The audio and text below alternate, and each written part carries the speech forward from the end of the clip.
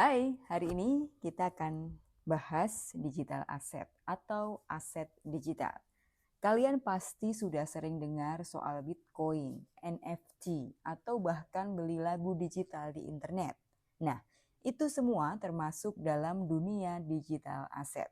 Yuk kita jelajahi lebih dalam. Di bagian pembuka ini, kita akan mendapat gambaran umum tentang aset digital. Kita akan bahas mulai dari definisinya, jenis-jenisnya, sampai pentingnya aset digital dalam kehidupan ekonomi saat ini. Kalian akan melihat bahwa aset digital bukan hanya soal uang virtual, tapi lebih luas dari itu, mencakup media, dokumen, dan bahkan karya seni digital. Digital asset. Digital asset adalah aset yang tidak berwujud karena bentuknya digital. Mereka dibuat, disimpan, dan dipindahkan secara elektronik. Contohnya seperti mata uang kripto, file digital seperti e-book, musik, atau dokumen penting yang disimpan secara online. Yang menarik, aset digital ini mudah dibagikan dan diakses lewat internet, berbeda dengan aset tradisional seperti emas atau rumah yang lebih fisik, tanda kutip ya.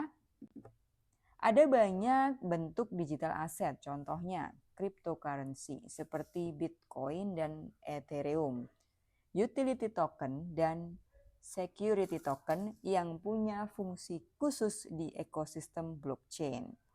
NFT yang biasanya mewakili karya seni digital atau item unik lainnya. Digital goods seperti software, buku elektronik, dan musik. Setiap jenis punya teknologi dan fungsi yang berbeda, makanya penting banget untuk memahaminya agar nggak salah kaprah. Aset digital punya pengaruh besar dalam ekonomi sekarang.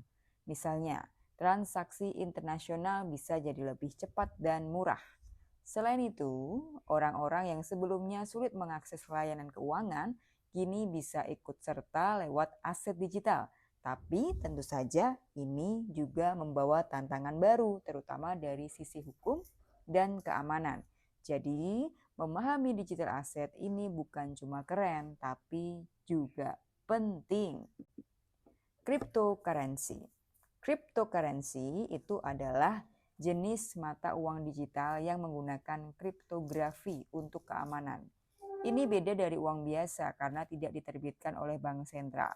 Kripto beroperasi di jaringan yang disebut blockchain, jadi transaksi lebih transparan dan susah dipalsukan. Contoh yang paling terkenal ya Bitcoin, lahir tahun 2009 dan jadi pelopor di dunia kripto. Kripto bekerja dengan teknologi blockchain, yaitu semacam buku besar digital yang tersebar di banyak komputer. Transaksi dikumpulkan dalam blok, lalu disambung dengan blok sebelumnya, makanya disebut dengan blockchain. Tidak ada satu pihak pun yang mengendalikan semuanya, jadi lebih aman.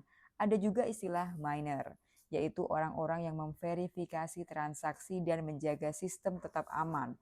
Mereka dapat imbalan berupa kripto. Kripto punya banyak kelebihan, yaitu potensi keuntungan tinggi, transparan, dan bisa diakses siapa saja. Apalagi buat mereka yang belum punya akses ke bank, kripto bisa jadi solusi. Tapi ada juga risikonya. Harganya bisa naik turun drastis, aturan hukumnya belum jelas, dan bisa saja terkena penipuan atau peretasan. Makanya penting banget untuk belajar dulu sebelum ikut-ikutan investasi. Kesimpulannya, dunia digital asset dan cryptocurrency menawarkan banyak peluang, tapi juga menuntut kita untuk cermat. Perubahan ini sedang membentuk ulang dunia keuangan. Jadi, sebagai generasi muda yang akan ikut membangun masa depan, penting banget buat kita paham apa itu aset digital dan bagaimana cara mengelolanya dengan bijak.